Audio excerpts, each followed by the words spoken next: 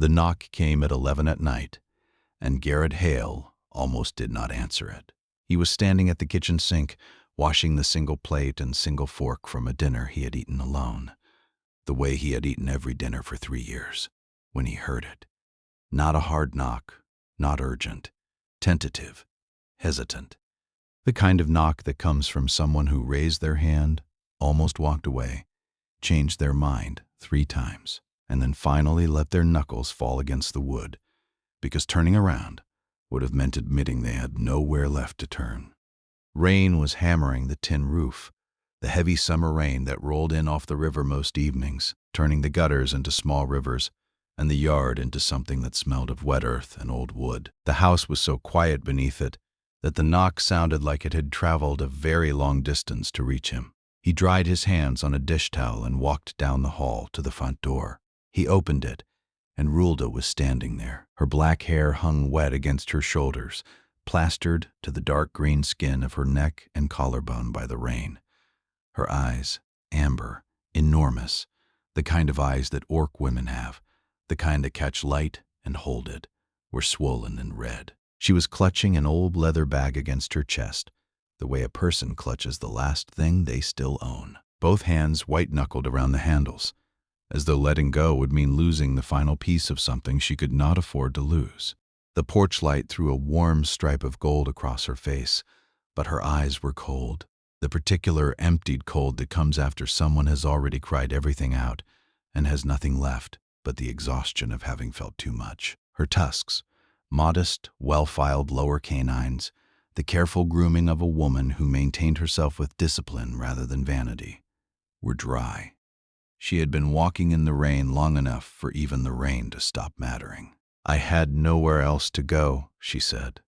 That was his ex-mother-in-law.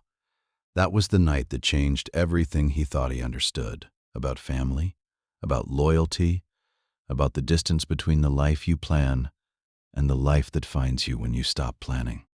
Garrett Hale was 40 years old, and he restored boats for a living.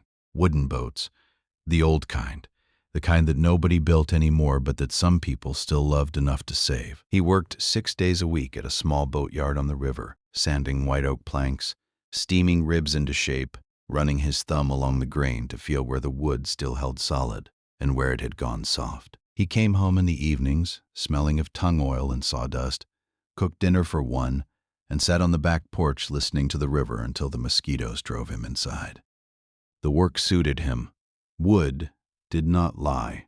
Wood did not change its mind about what it wanted. Wood told you exactly where it was strong and where it was failing. And if you paid attention, if you ran your thumb along the grain with the particular patient attention that the work demanded, you could find the fault before it became a failure. Garrett had spent his whole adult life running his thumb along things, looking for the place where the solid ended and the soft began. In wood, he was an expert. In people, he had been less successful. It was not lonely, it was quiet. And he had learned slowly, painfully, over the course of 3 years on his own, how to tell the difference between those two things. Loneliness is when you want someone there and they are not. Quiet is when you have made your peace with the empty chair. He had made his peace. Or at least he thought he had. The house itself told the story of that peace, or at least the version of peace that a man achieves when he has stopped fighting the silence and started furnishing it instead. The kitchen counter held exactly 1 plate, 1 fork, 1 cup. The particular, monastic economy of a person who has decided that setting the table for 2 is an act of cruelty he will no longer perform on himself. The back porch had 2 chairs, because the house had come with 2 chairs, and Garrett had never gotten around to removing the second one. Some evenings he looked at it, the empty chair, rain-faded, its cushion long since gone flat, and wondered whether leaving it there was a form of hope or a form of punishment. He had never decided. His marriage to Danielle had lasted 4 years. It was fast and loud from the start. An orc woman and a human man, a match that raised eyebrows in the settlement and outright hostility from certain quarters of her clan. Danielle was beautiful in the way orc women are beautiful. Fierce, angular, with cheekbones that caught shadows and amber eyes that burned when she was angry, which was often. She wanted a different version of Garrett, a man who earned more, talked more, wanted more out of life than a small house and a boatyard. She wanted ambition and a 5-year plan. Garrett just wanted to finish the boat he was working on, come home, and find someone still there. That was his whole list. They signed the divorce papers quieter than they had said their vows. No fight at the end, just a long, tired exhale from both of them. The particular sound two people make when they have run out of reasons to pretend they are not exhausted by each other. And then it was done. But Rhulda, Danielle's mother, she was something else entirely. She had given birth to Danielle at 18, raised her completely alone on the outskirts of the river settlements, working whatever shifts she could get at whatever place, would hire an orc woman with no clan backing and a baby on her hip. Fish salting in winter, leather tanning in summer, night shifts at the drying sheds when the day work ran out. She had carried Danielle through a world that had never once made it easy for her, and she had done it without complaint, without help, and without ever asking anyone to notice. She was the only person in Danielle's entire family who had ever treated Garrett like a person instead of a prop in her daughter's life. Not like a human, not with the careful, measured tolerance that most orcs extended to cross-species partners, but like a person. A man with hands that built things and a heart that worked the same as anyone else's, regardless of the color of the skin it beat inside.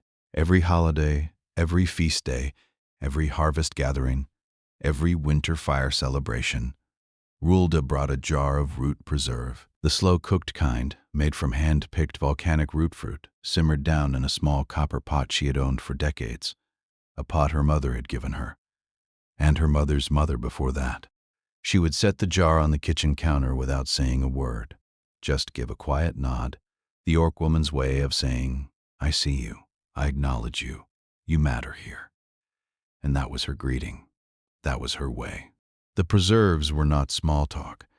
They were not a hostess gift brought out of social obligation. In orc culture, the act of cooking for someone, slowly, deliberately, with ingredients you have gathered yourself, is the deepest form of recognition a woman can offer outside of blood kinship. It says, "I have spent my hours on you. My labor is my language, and this jar is a sentence." Every holiday, Rhulda had been saying something to Garrett that no one else in Danielle's family had bothered to say, and she had been saying it in a language he did not speak but somehow understood. After the divorce, Garrett figured that connection was finished. You lose the wife, you lose the whole family tree. That is how it works. That is what he believed. He heard through old neighbors that Danielle had remarried fast, a human trader named Craig. Big house on the Merchant's Row, new carriage in the yard, the whole polished production. Rhulda had moved in with them at Danielle's invitation, or at least that was how it was described to Garrett. He did not ask questions. He did not send word. It was not his family anymore. So that night, the night Rhulda appeared on his porch, he was not expecting company. He was not expecting anything except the sound of rain on a tin roof and the particular practiced loneliness of a man who had made his peace with the empty chair and was learning, slowly, to stop reaching for it. He stepped aside and let her in. She sat at the kitchen table, the leather bag still on her lap, her fingers wrapped around the handles, like she might need to run at any moment. He put the kettle on without asking if she wanted tea, because in orc culture, offering a hot drink to someone who comes to your door is not a question, but a statement. This threshold is open to you. Garrett did not know the cultural weight of what he was doing. He simply thought a woman standing in the rain probably wanted something warm. She told him in pieces, the way people do when the story is still too fresh to hold all at once, and telling it whole would mean feeling it whole. Danielle and Craig were selling the house to move to a smaller place in another city, a townhouse, no garden, no spare rooms. There was no room for Rhulda in the new arrangement. Danielle had delivered this news exactly 2 days. 2 days for a 52-year-old orc woman to pack up an entire life, decades of photographs, kitchen tools, clan heirlooms, memories that had no monetary value and infinite personal weight, and fit what she could into a single bag. She told him all of this in a flat, factual voice, like she was reading a weather forecast, but her hands were shaking the entire time. Garrett noticed something else while she spoke. The bag, the old leather bag she was clutching, was heavier than clothes alone could account for. And through the worn leather, he could see the faint outline of something rounded, something metal. He knew what it was before she opened the bag, because he had watched her carry that shape into his kitchen every feast day for 4 years. The copper pot, the one her mother had given her, the one her mother's mother had given before that. In 2 days of packing a life, Rhulda had saved one thing, not the photographs. Those could be copied. Not the clothes. Those could be replaced. She had saved the pot, because the pot was not an object. It was an identity. It was every jar of root preserve she had ever made, every quiet nod on every kitchen counter, every wordless act of care she had ever performed for a family that had just told her she no longer fit. Garrett made up the living room as a temporary sleeping space. Clean sheets on the couch, an extra pillow from the hall closet, a small lamp on the side table so she would not wake up disoriented in a dark, unfamiliar room. She told him it would only be for a few days. Nobody is kicking you out, he said. Not with warmth, with plainness. The same plainness he brought to everything that mattered. She looked at him when he said that. Really looked. The first time her eyes had softened since she walked in. And then she looked away quickly, as if she had revealed something she had not meant to. What Garrett did not know then, what he would not understand for several weeks, was that Rhulda did not actually have nowhere else to go. She had a sister up in the northern settlements, a woman named Danya who had a spare room. She had enough savings to rent a room at an inn for a month while she figured things out. She had options, real options. But she had walked past all of them and come to his door. She had chosen him. He was the last person in the world who made logical sense, and he was the first person she chose. But he was not ready to see that yet, not even close. If this story already has you, if you felt the weight of a copper pot saved from a life packed into 2 days, or a woman's eyes softening for 1 second before she looked away, Part 2 is where a house begins to change around. 2 people who are both pretending not to notice. Subscribe to Orc Tears. Drop your country in the comments. Stay close. Over the next 2 weeks, something shifted inside that house. Something Garrett almost did not catch because it happened the way the tide comes in. Not all at once, but inch by quiet inch. Rhulda started changing small things, never asking permission, never making an announcement. A little potted herb appeared on the kitchen windowsill one morning. Not the kind you buy at a market, but the kind orc women grow from cuttings they carry in their pockets. Dark-leafed, sharp-smelling, medicinal. The curtains got taken down, washed, and rehung so they actually caught the light properly. The spice cabinet, which Garrett had not organized since Danielle left, was suddenly arranged in neat rows, labels facing forward, with additions he did not recognize. Black salt in a small clay jar, dried bitter root shaved thin, a ground spice that smelled like smoke and earth, and something faintly sweet that he had no name for. He would come home after a 10-hour day at the boatyard and notice the house smelled different. Not the smell of a woman lives here, the smell of someone who actually cared about the place, about whether it felt like somewhere a person would want to come home to. The warmth of orc cooking had settled into the walls, bone broth simmering low, root vegetables roasting, the particular earthy richness of food prepared by hands that had been doing this for 30 years and had developed in the process a kind of intuition that no recipe could teach. One morning, Garrett woke earlier than usual, a restless night, too many thoughts he was not ready to examine, and came downstairs to find Rhulda standing at the kitchen basin, holding a small filing stone against her lower left tusk. She was working it with practiced, unhurried strokes, guiding by touch rather than sight, her fingertip checking the edge after each pass. No mirror, no vanity, just the quiet, private discipline of a woman who had been doing this since she was old enough to hold a stone. He stopped in the doorway, watched for perhaps 2 seconds, long enough to register what he was seeing, short enough that she might not have noticed. But she noticed. Orc women, always noticed. She did not look up, did not pause, did not acknowledge him, but the filing stone slowed, just slightly, just enough to tell him she knew he was there and was choosing not to be bothered by it. He made his coffee without speaking, moved quietly, did not ask what the ritual was, did not need to. Some things declared their own importance in the doing of them, and his only job was to let them be done. Neither of them mentioned it. Not that morning, not ever. In the evenings, they sat on the back porch. The river was just visible through the trees at the edge of the property, and on calm nights, you could hear it moving, slow and brown and ancient, the way rivers move when they have been there longer than anything built along their banks. She told him stories from her past, marrying the wrong man at 20 and learning the hard way what that cost, working the night shift at a fish salting house to keep Danielle fed and in school, the smell of brine that never quite washed out of her clothes, no matter how many times she scrubbed them. He told her his stories, too. The first boat he ever restored, a 40-year-old river runner that had been rotting in a farmer's shed. The feeling of stripping away decades of old varnish and finding the wood underneath still solid, still beautiful, still holding its shape after all that time and neglect. They never talked about Danielle. That was the unspoken rule, and neither of them broke it, not once. Danielle existed in the house the way a removed wall exists in the architecture.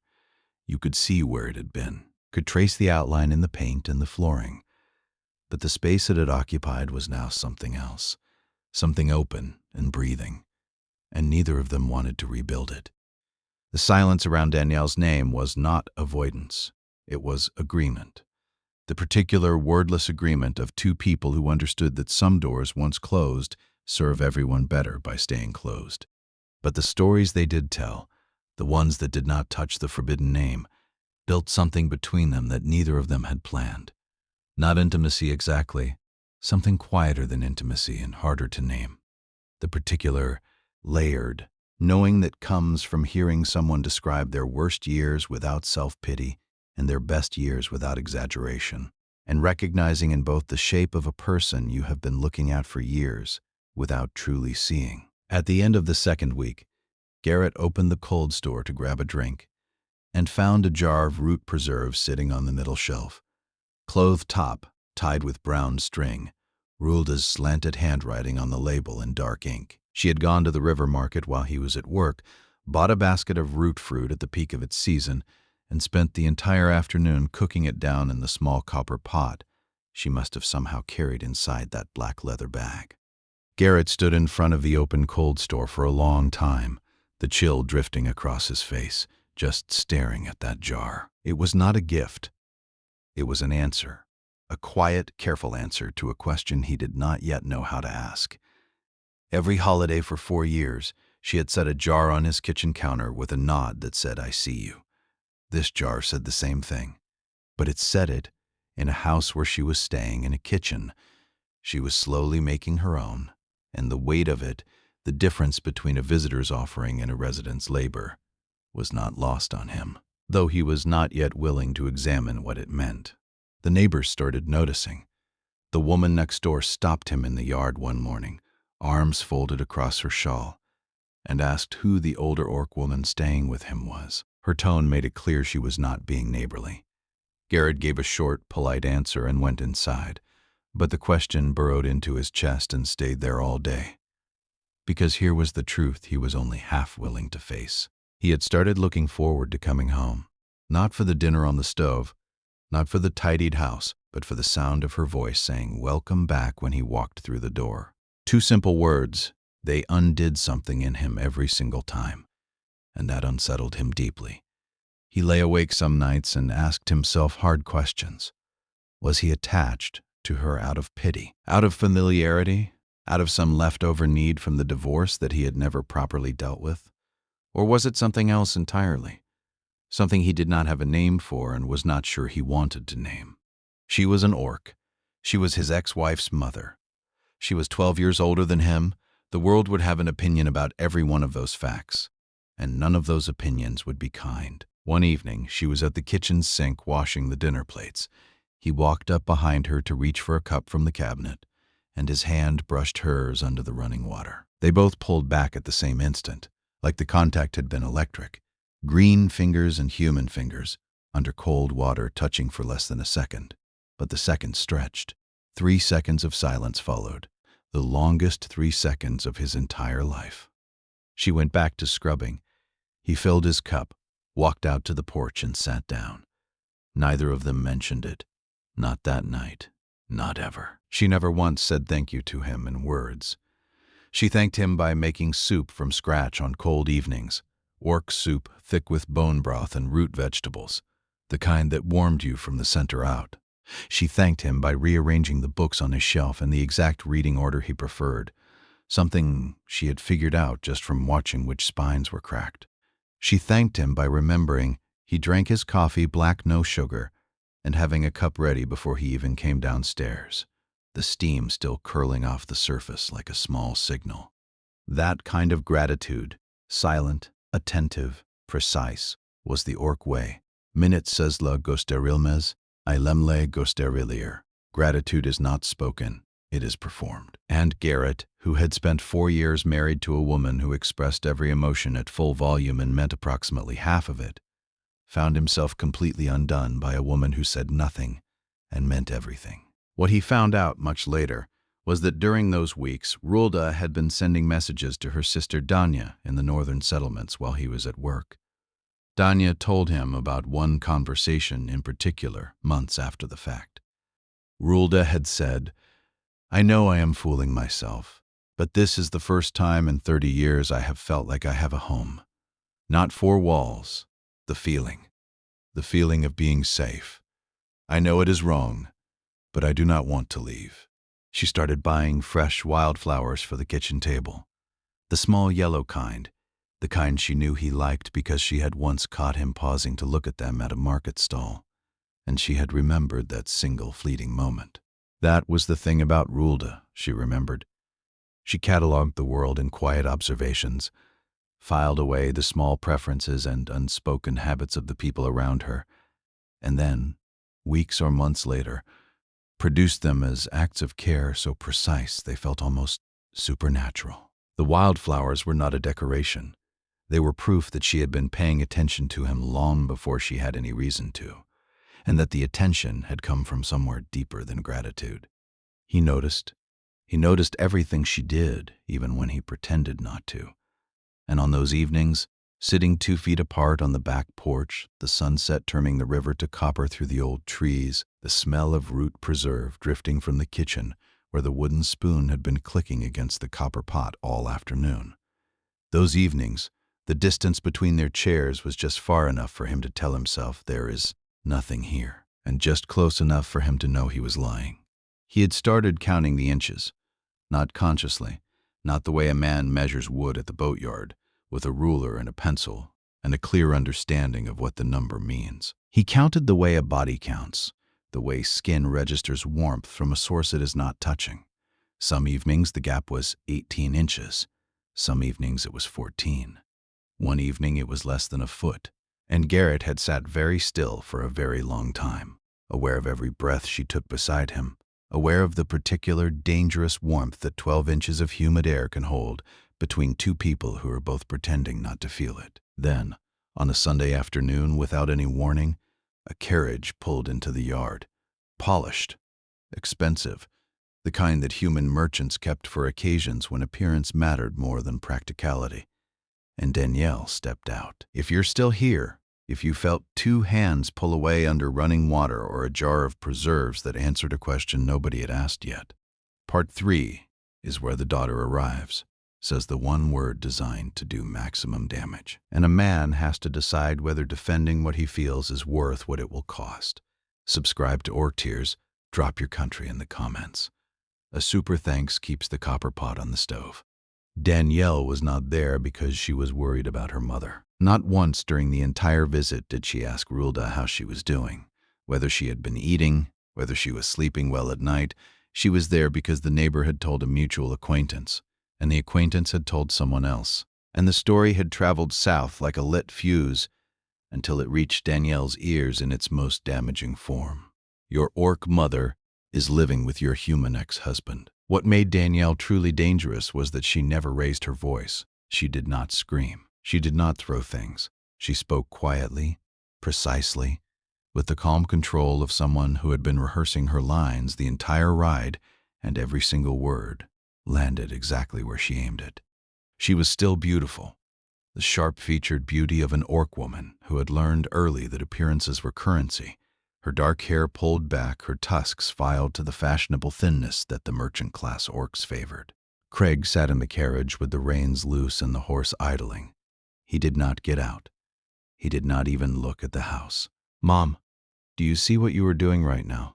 Danielle stood in the yard, her voice carrying across the grass with surgical precision. "You are living in my ex-husband's house, a human's house. What do you think people are going to say? The settlement, the clan, everyone? What do you think they already are saying?" Then she turned to Garrett, and her voice got even softer, almost intimate, which somehow made it worse. "Garrett, you were always so good at this, playing the decent one, making sure everyone sees how kind and selfless you are, so I end up looking like the bad one.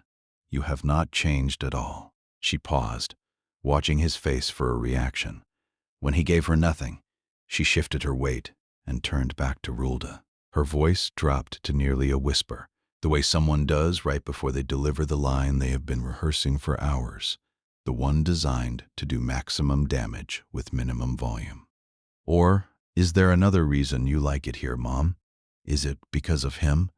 She let the question hang, then drove the nail home.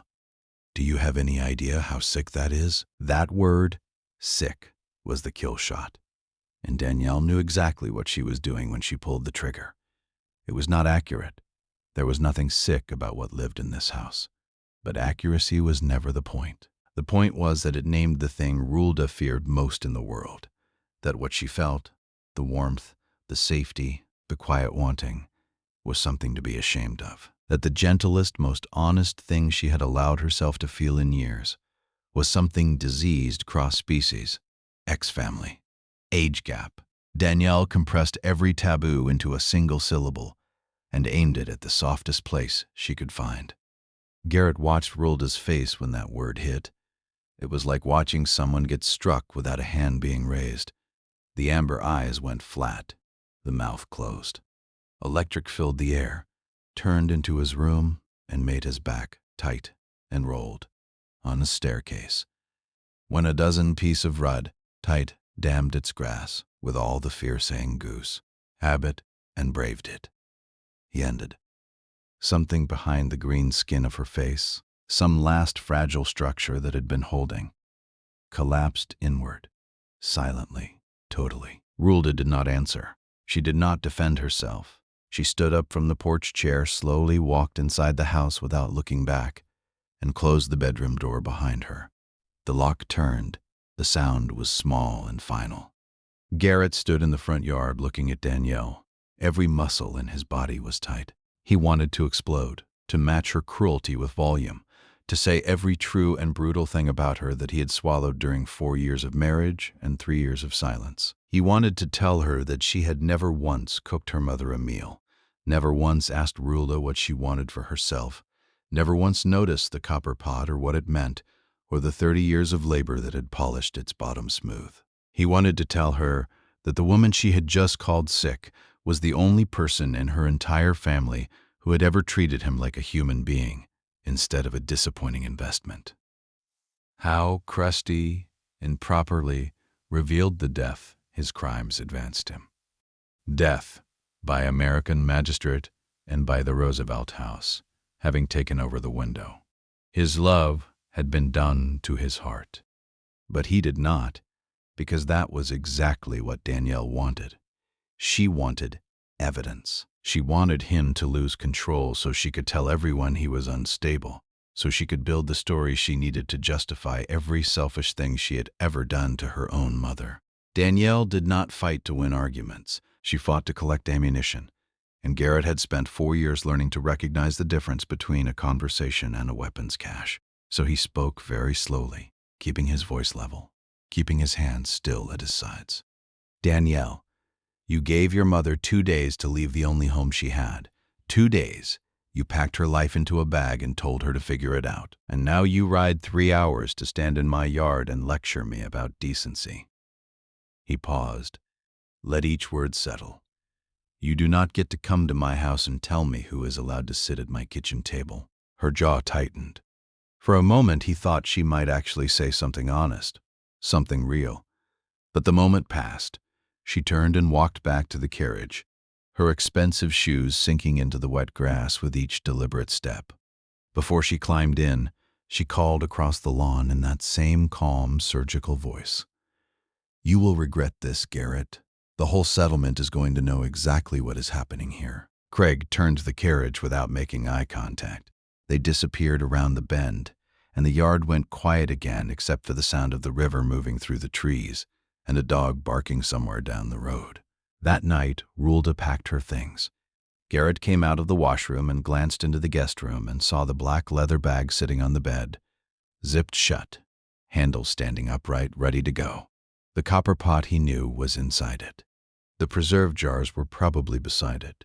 She was going to leave before sunrise without saying goodbye. He was certain of it. He walked to the bedroom door and knocked. She did not open it. He could hear her breathing on the other side. Tight, careful, controlled. The breathing of a person who is trying very hard not to cry and losing the fight slowly. Garrett sat down on the floor outside the door, his back against the hallway wall, his knees drawn up, and he spoke through the gap beneath it. "Rhulda, I do not know everything that is happening between us right now. I might not ever fully understand it, but I know this much." He paused, chose his words the way he chose wood, by feel, by grain, by what would hold. "For the past 3 weeks, for the first time in 3 years, I have come home at the end of the day and not wanted to turn around and drive somewhere else." He let the silence hold. "Do not leave because of what your daughter said. If you are going to go, go because you want to go, not because someone told you that what you feel is wrong." He paused. The rain had started again outside, softer now, steady, the kind of rain that settles in for the night and makes the tin roof hum like a low, continuous chord. He could hear Rhulda's breathing through the door, still tight, still controlled, but the rhythm had changed. She was listening. "I fix boats for other people 6 days a week," he said quietly. "On the 7th, I look around my own house and realize there is nobody who needs me to fix anything here. But for the past 3 weeks, that has not been true. And I am not talking about the curtains or the spice cabinet." He rested his head against the wall. "I am talking about the fact that when I come home now, the house sounds different. It sounds like someone is in it who wants to be in it. And I did not know how much I needed that sound until I heard it." A long silence followed, the kind of silence where you can hear the house itself settling around you, the wood contracting in the cool night air, the tin roof ticking as it cooled, the river moving somewhere beyond the trees. Then the creak of the lock turning. She opened the door slowly. Her eyes were swollen almost shut, amber irises barely visible behind lids that had taken the full weight of everything Danielle had thrown and everything Rhulda had been carrying long before Danielle arrived. The black leather bag was in her hand, gripped tight. She stood there looking at him, and he looked at her, and neither of them said a word. Then she set the bag down on the floor. That was all. She just set it down, let go of the handle, let the leather rest on the ground instead of carrying it. And that small, quiet gesture, the releasing of a grip, the decision to stop holding on to the option of leaving, held more weight than any declaration Garrett Hale had ever heard in his life. Because it was not a speech. It was not a promise made in beautiful words. It was a woman deciding in the silence between 2 heartbeats that she was done running from the only place she had ever wanted to stay. 3 days passed after Danielle's visit. 3 heavy days. The air inside the house was weighted. Not hostile, not cold, just thick with the particular heaviness that settles into a room when 2 people both know something important needs to be said, and neither one has found the nerve to say it yet. They moved around each other carefully, like 2 people navigating a room full of glass they could not see but knew was there. She cooked, he ate, they said good morning and good night, and almost nothing in between. The porch sat empty most evenings because neither of them wanted to be the first one to sit down. The empty chairs faced the river like two questions nobody was answering, and the evening light came and went without witnesses. Garrett ate his dinner alone those 3 nights, which should have felt normal since he had eaten alone for 3 years. But now the aloneness had a different texture. It was not the familiar quiet of a man who has made peace with the empty chair. It was the loud, aching silence of a man who knows the chair is not empty. The person is just in the other room, and the distance between the kitchen and the bedroom is 12 feet and 1,000 miles. He found himself looking at the things she had changed. The herbs on the windowsill, still alive, still green, still needing water. The spice cabinet, still arranged in her precise rows. The curtains, still catching the light the way she had rehung them. All of it evidenced that she was here, that she had cared about this place, that her hands had shaped this kitchen into something warmer than he had managed alone. And all of it temporary. All of it, he realized, depending on what happened next. On the 3rd night, he came home from the boatyard and found that she had cooked dinner for 2 again, 2 plates set, 2 cups filled. The first time since Danielle's visit. She was not at the table, she was in the back room.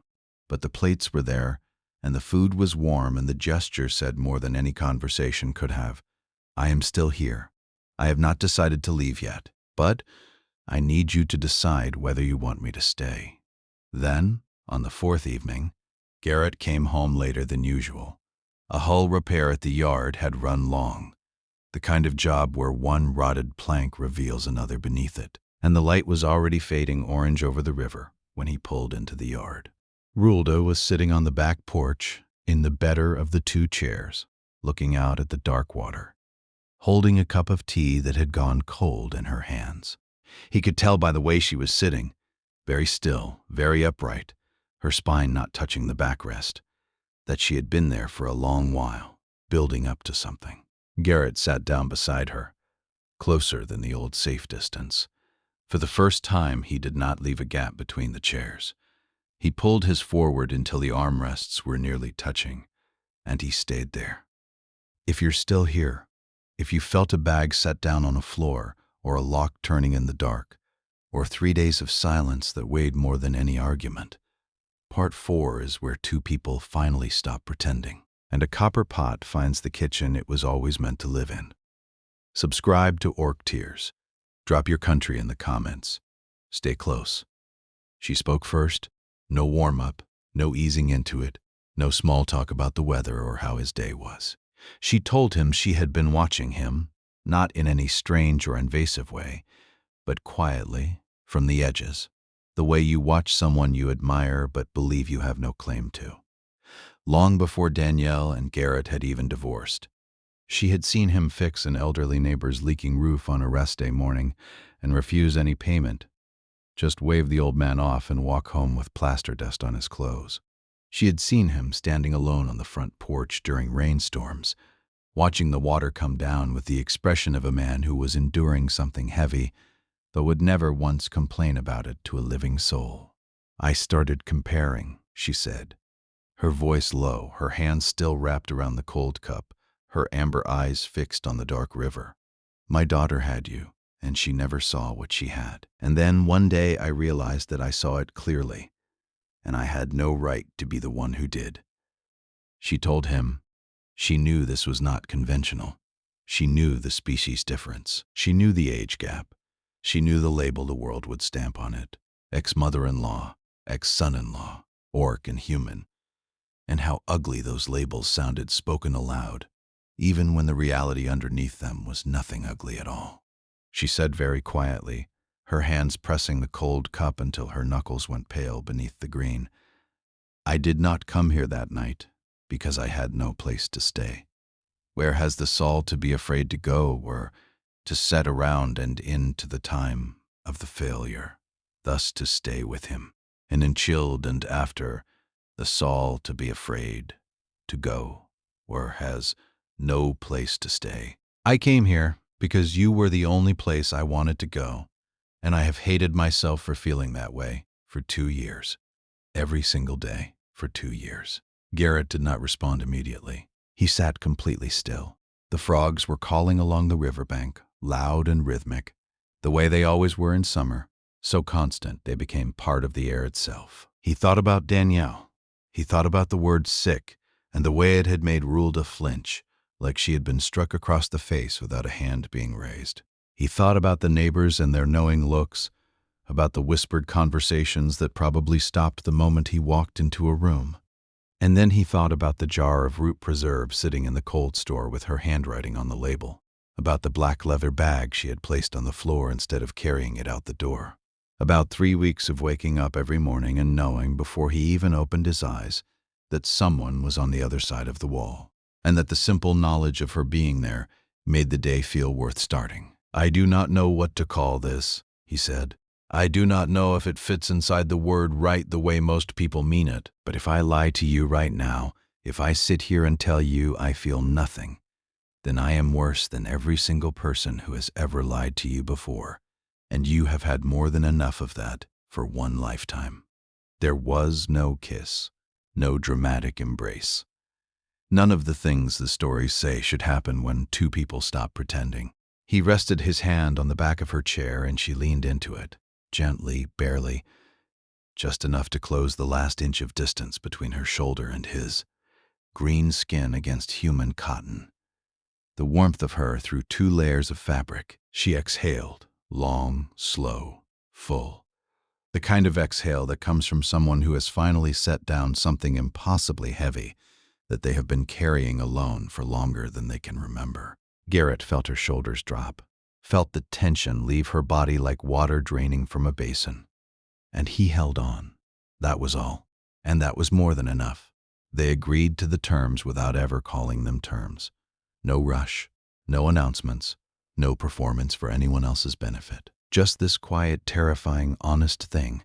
She stays, and they stop pretending that what they have is only gratitude, only convenience, only 2 lonely people keeping each other company. People say love arrives by surprise, but this had not surprised Garrett. It had been there a long time. Both of them had just been too afraid to look directly at it, the way you avoid staring at the sun even when you know exactly where it sits in the sky. The fear had not been of each other. It had been of the world, of the labels, of the distance between what was true and what was acceptable, of the particular cruelty that societies reserve for relationships that do not fit the shapes they have pre-cut and approved. An orc woman and a human man was already enough to raise eyebrows in the river settlements.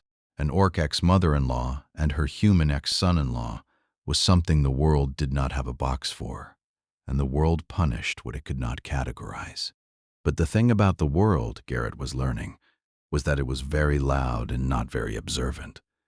It could see the labels. It could not see the copper pot on the stove, or the wildflowers on the table, or the porch chair with the lumbar support that appeared without comment. The world judged from a distance, and from a distance, everything looks simpler than it is. Rhulda took a part-time position selling orc handicrafts at the river market. Not because she needed the income, but because she needed something that belonged entirely to her, something separate from Garrett and this house and whatever was growing between them. Garrett respected that deeply. Some evenings he would come home and she was not back yet, and he would sit on the porch and wait. It was a different kind of waiting than he had ever known. Not anxious, not hollow, the kind of waiting where you know for certain someone is on their way, and the anticipation itself fills the house like warmth from a stove you can feel, but cannot see. They still slept in separate rooms. They still called each other by first name. No borrowed endearments, no sweetness imported from someone else's love story. But the small things shifted, and Garrett had come to believe that the small things were the only things that truly mattered when 2 people were building something real. She noticed he drank his coffee black with no sugar, and every single morning without exception, a cup was waiting on the kitchen counter when he came downstairs, the steam still curling off the surface. He noticed her back ached whenever the barometric pressure dropped before a storm, so he built a better porch chair, one with real back support, carved from the offcuts at the boatyard, and placed it in her spot without saying a word about it. She sat in it that evening and did not mention it either. That was their language, the one they invented without meaning to, not words, not grand gestures, silence, Action, the precise and careful attention to what the other person needed before they ever had to ask for it. At the 3-month mark, Danielle made good on her threat. She did not file any formal complaint. She was too smart for that, too aware of how it would make her look. But what she did cut deeper than any legal action could have. She sent word to the Orc elder Rhulda had respected for 15 years. She contacted Danya in the northern settlements. She told her version of the story, the version where Garrett was a manipulative human exploiting a lonely, confused older Orc woman, and Rhulda was a victim who had lost her way. Danya called Rhulda one evening, crying, and begged, "Please think about what you are doing. Come stay with me for a while."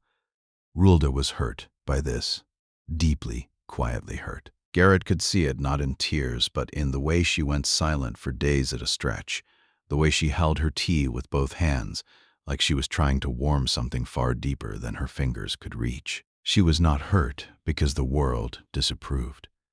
She could handle the world. She had been handling the world alone since she was 18 years old.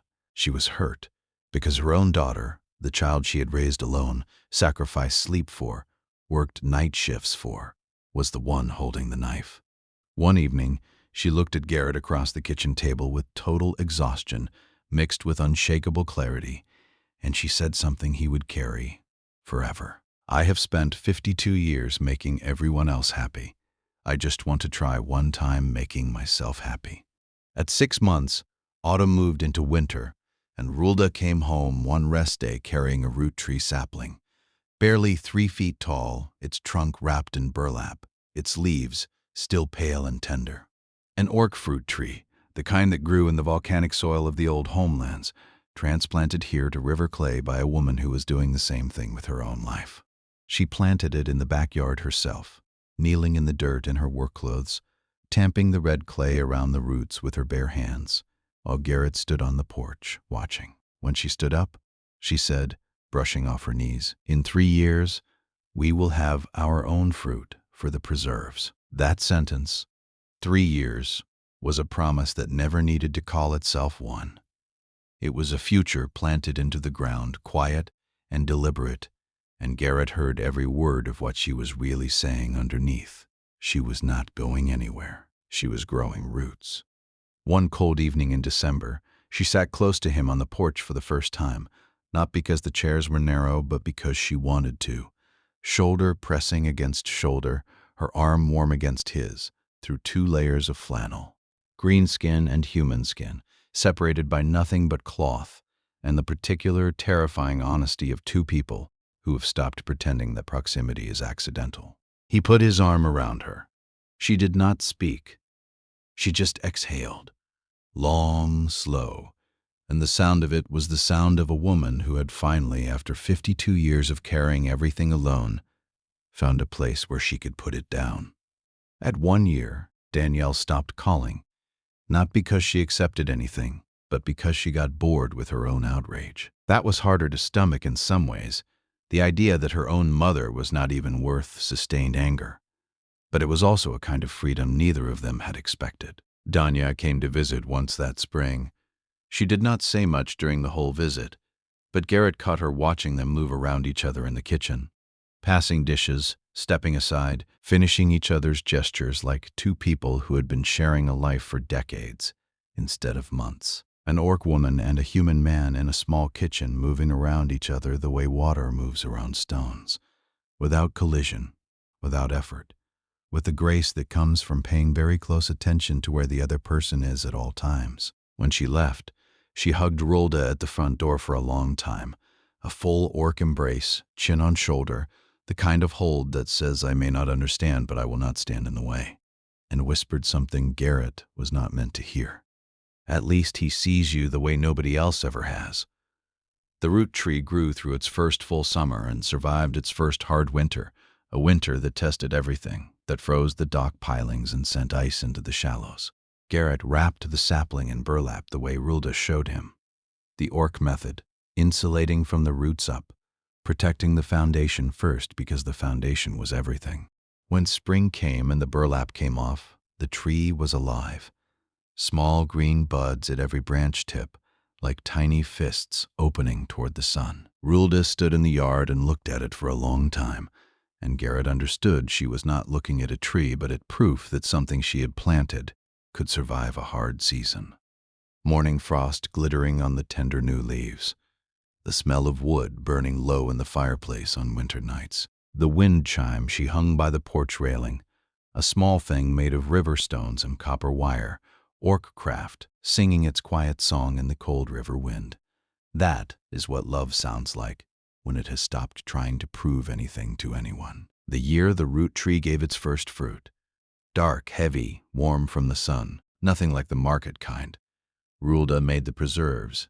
She used the copper pot, her mother's pot, her mother's mother's pot. She cooked it the old way, slow, patient, stirring with a wooden spoon that clicked against the copper in a rhythm that had not changed in generations.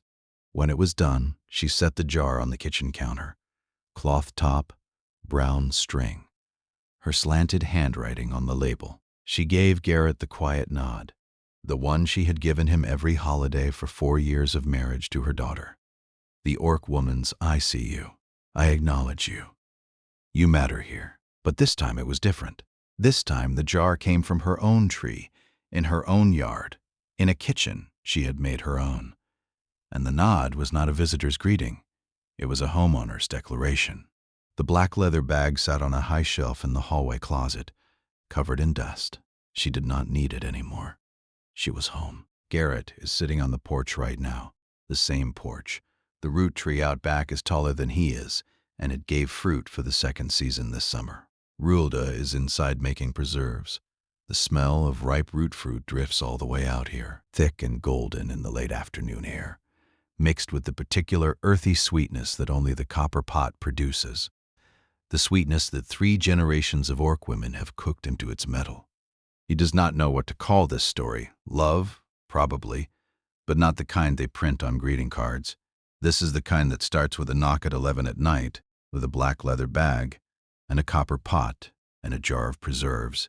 Nobody ordered. The kind that does not fit into any box society has built, and maybe that is exactly why it is real. He thinks about Danielle sometimes, not with anger, just understanding.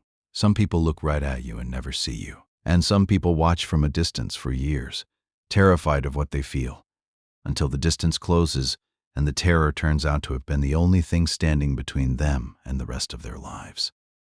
Rhulda did not knock on his door that night because she had nowhere to go.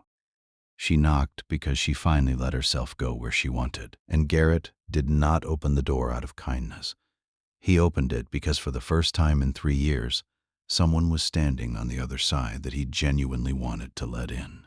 The bag is on the shelf, the pot is on the stove, the tree is in the yard, and the woman who carried all 3 of them through a rainstorm to a door she was afraid to knock on is inside, making preserves, humming something low and orc and old, a song her mother taught her, in a kitchen that finally belongs to her. If this story stayed with you, if you felt a copper pot saved from a life packed into 2 days, or hands pulling apart under running water, or a bag set down on a floor instead of carried out a door, then you already know why these stories matter. Subscribe to Orc Tears if you haven't already. Hit that join button. Drop your country in the comments. We want to know where in the world this one lands. Which moment stayed with you the longest? Was it the knock at 11?